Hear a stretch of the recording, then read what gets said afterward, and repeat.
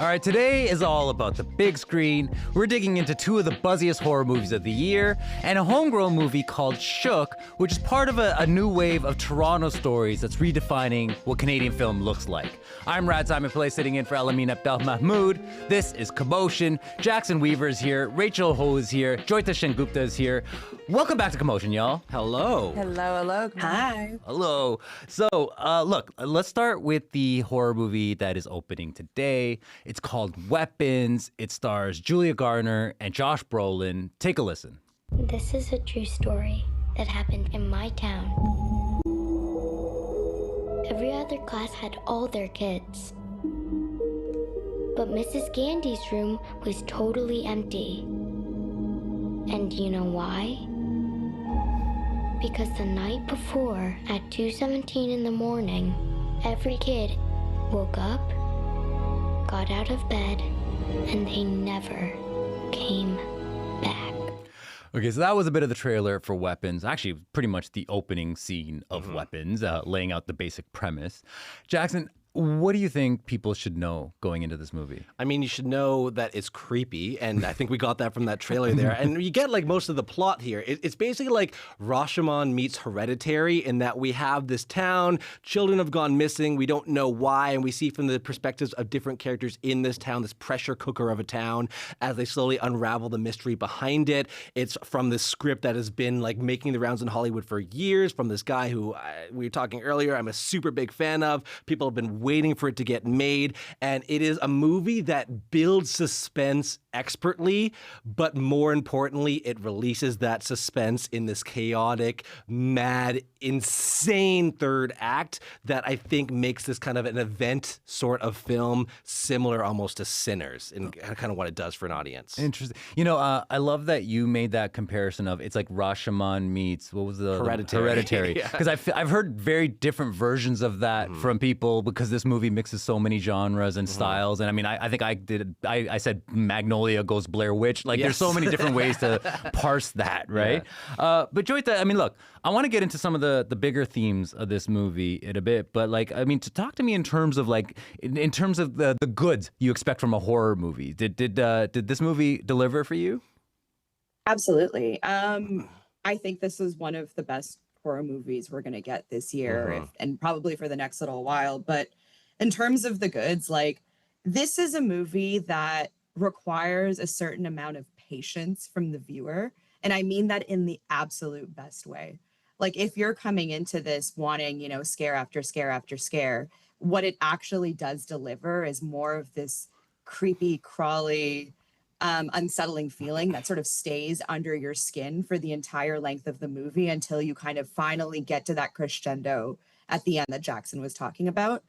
And it's also a tonal roller coaster. So if you're someone who's not like, if you're not a big fan of horror movies that take themselves too seriously, you're going to get the laughs because Kreger's, you know, background in comedy definitely comes through. So it's definitely a ride, and it's one that you want to watch with others. Yeah, you know, it's interesting because both you and Jackson just like reference like Kreger's like background in comedy, and then you, Jackson, you mentioned there's so much hype around this movie, and Rachel, I think you know this. I mean, there was like a whole bidding war around this title that apparently Jordan Peele lost out on, and a lot of that hype, it was not just the comedy background. I mean, a lot of it was based on his last movie, Barbarian, his first movie, which was like the sensational horror hit. Rachel, I mean, can you compare the two movies and what they're doing thematically? I think when you put the two movies side by side, I think it shows that Zach Kreger is he's a very kind of topical filmmaker. He likes to take what's going on right now and make allegories and references towards it using the horror genre, which I find really interesting. In Barbarian, we had a lot of discussion about misogyny, and that was around the Me Too time as well. And so that was it fit in really nicely.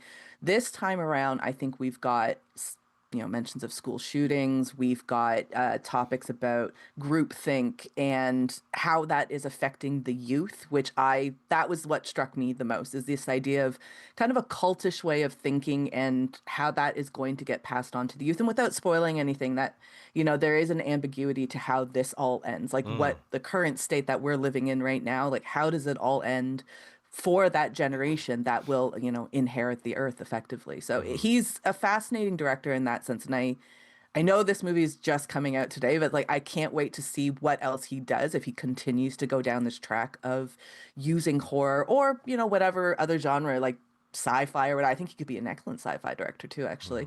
But using topics of today, politics of today, and reflecting that in his films. You know, I mean, you were talking about some of the ambiguity there, and Jackson, I mean, you mentioned kind of the wild third act of this movie. I mean, it is a chaos. The finale is a chaotic, like a Hail Mary pass, basically, that I actually really enjoyed. At the same time, I don't know that it was necessarily like it brought us a satisfying conclusion to some of the narrative and thematic threads. I mean, when we're talking about like the groupthink and the school shooting stuff. What did you think about that finale? I'm of a couple different minds. I mean, I have like this prop here with me. There's this book, Child in Cinema. It's this book edited by Karen Lurie, and she quotes Lee Edelman, who's this theorist who wrote this book called No Future, which its entirety is about how like in media, we often, or even politics, situate the child as this metaphor for the future, like you said earlier, where they're not an individual, they're not a person. There's something that we imbue our projections of what we need to decide, what we need to protect, what we need to, you know, inhabit to make this future a reality. So it divorces them of identity and it divorces them of who they will one day become. And that can be very unsettling, very scary, because we can't protect them. We can't protect ourselves. We have no future to really inhabit. So we have all of these movies that use that as a vehicle. There's, you know, Don't Torture a Duckling. There's The Children. There's Children of the Corn. There's The Other. There's The Pit. There's The Children of the Damned. There's Village of the Damned. There's a million movies in which the child is terrifying because we don't understand them and we don't have them be individuals. And this movie really inhabits that in its first part. We can't protect them. We don't understand them. We're unsettled by them. And the ending, I think, on one hand, I'm disappointed that it really doesn't have a clear declarative statement of what it wants to say about that.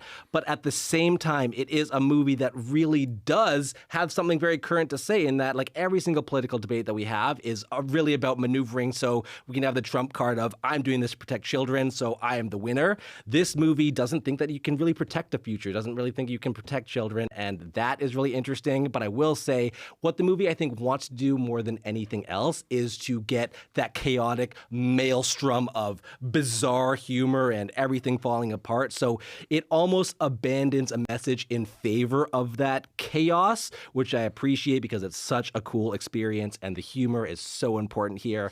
Other Whitest Kids You Know heads, which is where Zach Cregger come from, knows that this movie could not exist if it wasn't for Bobby London. If you get that, email me, jackson.weaver@cbc.ca. We need to be best friends. Listen, I mean, you know, you kind of tapped into what was actually more disappointing about this movie for me, right? It abandons its storytelling or its messaging in favor of the chaos. And I think, I mean, a lot of what, like, because we didn't really talk about the storytelling contraption here of how, you know, this movie is chaptered by characters and it rewinds back and approaches the story yet again through different perspectives. And what that contraption does is it really does help mask how thin and uncommitted it can be, especially when it comes to the characters, right? So, but again, lots of fun. I mean, and lots of fun to the point that, you know, Joyita, you said it was the best horror movie, your favorite horror movie of 2025. You are not alone in that assessment. A bunch of people have said that. Rachel, are you feeling that sentiment too? I'll say I think it's one of the best movies of 2025, full stop, like beyond genre. And that's partly to do because it's been a bit of a weak year, and so there's not a lot to compare it to. Nobody saw Black Bag? What's happening here? But I do think it's one of the best movies that's been out this year. Certainly, absolutely the best, like to me, unequivocally the best horror movie of the year. It has this really tall tale vibe, like kind of like you said, it goes into these chapters. I like that. I like that it feels like almost like a Twilight Zone, or like, you remember how Are You Afraid of the Dark? That was the Canadian version of ours. It feels like that, especially with the narration at the beginning, at the very top, and leading you in. I just thought it was such an old school way of telling a horror movie, and I agree with you in that it kind of masks a lot of the flaws that are in the film, but to me, I don't care about that. Like, I think when it all comes together, all of those flaws, they do kind of fall away, but also that ambiguity at the end, I feel like it serves a purpose. Like, it is saying something by being ambiguous.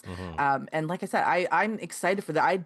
I'm not as far back with Zach Kreger as Jackson is. I'm not, but I'm with him now because it's blown. Like, I wasn't the biggest fan of Barbarian, I have to say. Like, I liked it. I didn't, but it wasn't my favorite. It wasn't something that I really stood with.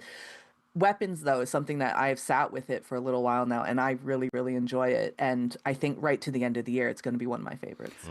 I am feeling very triggered by this Weapons being the best horror movie of 2025. I mean, the Final Destination, 6 guys, like, no, hey, come on now. But let's move on from that. Okay, because Weapons, I mean, it isn't the only horror movie that's got people buzzing. We got to talk about Together, which is in theaters now. It stars real-life couple Dave Franco and Alison Brie, and they're playing this on-screen couple who, because of some supernatural forces, their bodies are being, like, fused together. So real, like, body horror stuff.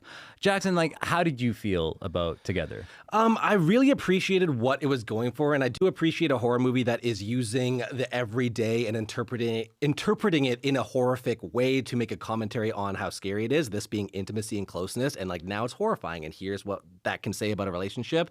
Just my own subjective interests don't necessarily lie with romance so much, so I wasn't really captivated by what it was trying to say to me, and it does border into the shtick, into the gimmick. It gets close to that line. I think it's still very artfully made. So it's a movie that I can appreciate of two minds. If I'm looking at it subjectively, like, I didn't have a great time, but if I'm looking at it objectively, how well did this movie accomplish its goals and satisfy its audience? I think it did a really good job. And I mean, I can get the chemistry there at least, and the terrifying chemistry at least.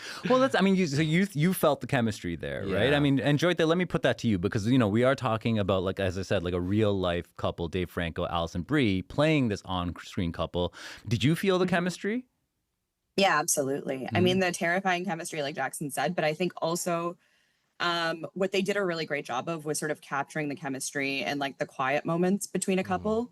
The sort of the snipes, but then also the times where you still crack a joke, even though you're pissed off at each other. Like, that was very, I was buying that. And they performed that really well. Although I do think Alison Brie is shone on screen a little bit more than Franco did, but I think together the intense intimacy required between these two performers, not a small feat. I think it for me made the most sense beyond the body horror, beyond the physicality of the performance, when they're most physically apart but still in the same room.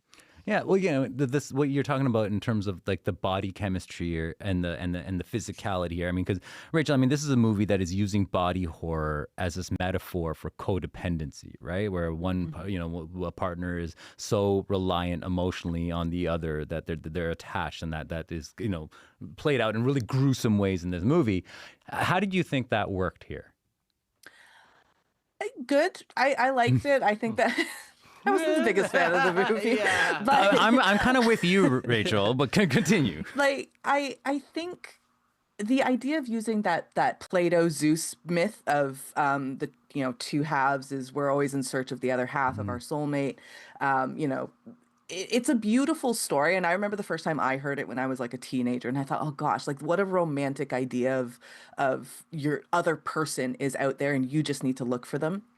But as you grow older, you kind of realize there's a lot of kind of toxicity to that idea as well, that you have to go searching for this thing. And once you find each other, you become one, and you know, your life becomes their life becomes yours. And you effectively, and this is what they show in the film quite literally, is like you sink into each other. For them, very literally sink into each other. And I think it's an interesting way to tackle the negative side of that, and this idea of what we now call like codependency, attachment. What was it? Attachment, not syndrome. Attachment something. Like those things are. I get using it as within body horror. I think that it does work well. I just don't think that the delivery is quite on point there. I feel like this film, it's really hollow to me. Like I see it. Kind of like Jackson said, the idea is great. On paper, it sounds really nice, and I think it's a wonderful way to express this side of romantic relationships. but it was delivered in such a superficial way that it was almost using body horror as just a shtick rather than an actual narrative device that we've seen from some of the great. I mean, it's not fair to compare everybody to Cronenberg when you do body horror, but he is the guy, so it's what happens. And when he does it, there's a lot of nuance, there's a lot of depth to it that I just don't think Franco and Brie really got here. Their chemistry is great, though. I'm with you guys. I think their chemistry is good. But I 100% agree with you. I think a lot of like the metaphor and the premise is neat, but it lives on the surface. And these are not, Dave Franco especially is not an actor that can add any depth to that. Like he's catching strays. I'm sorry. He's not. Yeah, like I mean, it all has. Like Alison Brie shines beyond him. Like Alison Brie is far better than Dave Franco. Yeah, you could see why he's dependent on her. But you know, yeah. Okay, look, we're going to move on from the horror stuff. I'm Rad Simonpillai sitting in for Elamin Abdelmahmoud. This is Commotion. Jackson Weaver's here. Rachel Ho's here. Joyita Sengupta's here. We got one more movie to talk about, and it's a funny, moving character study about a South Asian kid from Scarborough, which is, you know, the suburb that's just east of the downtown Toronto area, which is actually where I'm from. And it's a movie dealing with adulting and family tensions and romance. Have a listen to this. Hey, what can I get you? Just an Americano, please. Cool. What's your name? My name? Yeah. You don't do that here. We just started. Alex? Is your name really Alex? You didn't ask that guy for his name? No, he's not that cute. What? Okay, every time my name's been misspelled, I've never had that outcome of it. You know? I wish it was more as exciting as that. But that was a bit of the trailer for Shook. And Jackson, just really briefly, can you set this one up for us? Yeah, I mean, very briefly, it's a character study. So this is about a guy who is, you know, an MFA in creative writing. He has a novella that isn't really selling. He's trying to figure out his life when he figures out that his estranged sort of father has Parkinson's. It's inspired by real life from the writer of the film itself, who made this as a short film first and then adapted into a feature. It's about him, you know, meeting this girl who is white. He's South Asian. And a lot of it is subtextual, subtle, and also one of those love letter to Toronto type movies, I think is a good way to describe it. Nice. Okay, well, listen, like, you know, you mentioned there that it is drawn from the filmmaker, Amar Walla. He's mining his own experiences here. Joyita, I mean, like, you know, when he's doing that, he's tackling, like, you know, the 20-something experience specifically from a South Asian Canadian lens. How do you feel about the way Amar Walla tackles these experiences? I mean, they're very specific, which we always love, you know, in a film. I'm South Asian, obviously, but I'm also from the ends myself. I'm not from Scarborough. I'm from like around Rexdale. So I think I mentioned that because what he's capturing is a very layered experience. It's not just that you have this character that he's South Asian. He doesn't seem super in touch with his South Asian culture. We never really learn what kind of Indian or Pakistani or Bangladeshi or Desi that he is. He doesn't speak his language, even though he immigrated to Canada after a certain age. He does introduce himself as Alex, he says, multiple times, like to other people, not just the girl in the coffee shop. It's interesting because it's sort of like it captures this person who is brown, but their culture is more Scarborough than it is like Desi. And I think that is something that a lot of people can relate to. Like I get it. Like I'm someone who was born and raised in this city. Like I have a name that people struggle to pronounce. And there are like those aspects of like feeling like downtown, the experience of like white transplants in the city is so far away from you and it's just out of reach. And I think this film captures that sort of tension really well. And sometimes I'm someone who doesn't always love a brown-white interracial relationship on screen, just because it's one that we've seen so many times. But what I think Walla does really well here is capture the tension between these two characters, this feeling of she can move through the world in a different way than Ashish can. And I feel like that is captured well. She doesn't feel like she's talking down to him, that she's looking down on his experiences, but she also is out of depth here. And she's like, I don't know what Hakka food is. I've never been east of like Woodbine. And as a brown kid from the ends, if you go downtown, that's like a dime a dozen. I've been to a lot of parties where I meet, girls like her. And What's Hakka food? Right? What is that? There's too much flavor. Too much flavor is great. Yeah. And I'll say, I think there's in what you're talking about, there is a lot of, there's an underlying aspiration for whiteness on top of being part of the downtown core and all of that stuff.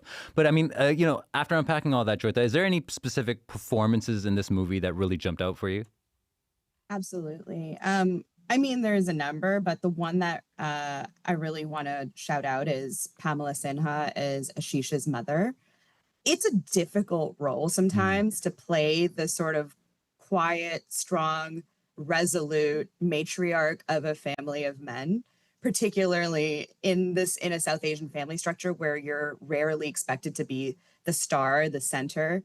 But she takes that material and really delivers with it, so much so that there's a really pivotal moment in the film, a scene that she's not in, where all of the main male characters, her family, are talking about her and about how strong she is, and you buy it because she's laid the groundwork for that moment.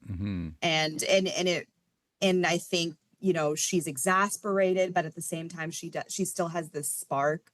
She still has this, feeling of I'm going to live my life regardless of the men spiraling out around me. So yeah, Pamela Sinha did an incredible job with that one. She's also more glamorous than a lot of the depictions of Indian moms we get from Western cinema, and I thought it was such a beautiful, yeah. Jackson, seeing her get ready for a date was just let this queen go. Yeah. Exactly. You're holding her back. Yeah. Rachel, look, we've had actually a lot of films and TV shows recently that is kind of shining a light on diverse neighborhoods in the kind of the greater Toronto area. And I'm thinking of Sort of and Late Bloomer and Box Cutter. What do you think Shook's adding to this canon? It's the suburban life, because normally when you look at a film about Toronto, it is city, it is downtown Toronto. But I love this one's he's trying to catch the last train. He doesn't want to take the blue light. That's something that if anybody of us who grew up outside of the city in the suburbs, we all really understand that, and we understand the pain of having to take the blue light bus back home. That sucks. But I love that it's showing a city like Toronto, it's not a city, but a part of Toronto like Scarborough that has been very maligned, and it shows it in a very, very beautiful way. I still have friends who are from Markham and Richmond Hill, and they refuse to go to Scarborough because they're it's scary. I was grow up. They're missing out on good doubles. That sucks for them.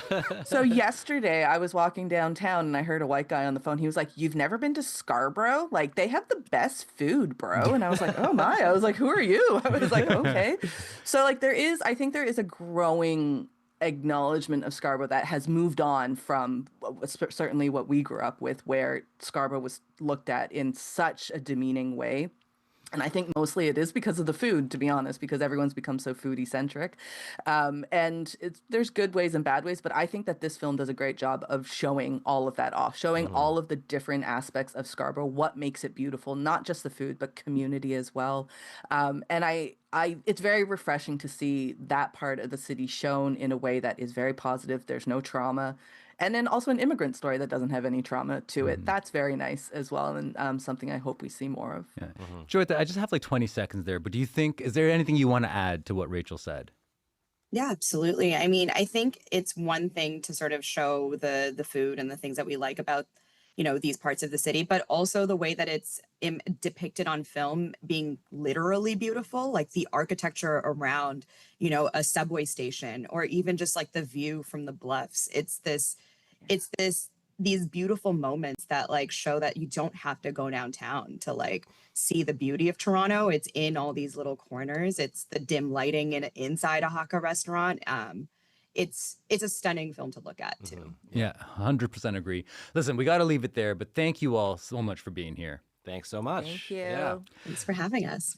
Joyita Sengupta is a producer at CBC News. Rachel Ho is the film editor for Exclaim. And Jackson Weaver is a senior writer at CBC Entertainment in Toronto. You can catch Shook in limited Canadian theaters right now. Weapons and Together are available in theaters across North America. And that is it for the podcast today. I'm Rad Simonpillai sitting in for Elamin Abdelmahmoud. Make sure you check out the podcast on YouTube or wherever you get your podcast. And follow us on Instagram at Commotion CBC. I'll see you next time.